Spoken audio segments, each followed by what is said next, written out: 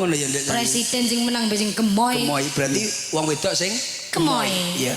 Coba nadane tadi nadane. Gemoy gak apa-apa kegemoyen wae, Bro.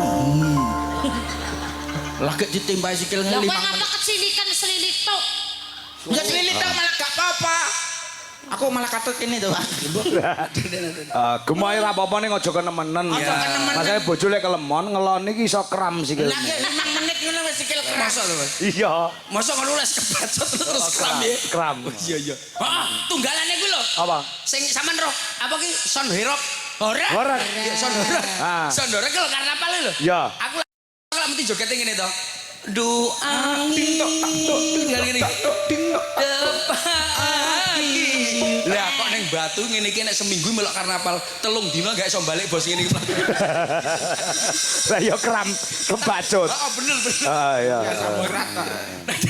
nadane aja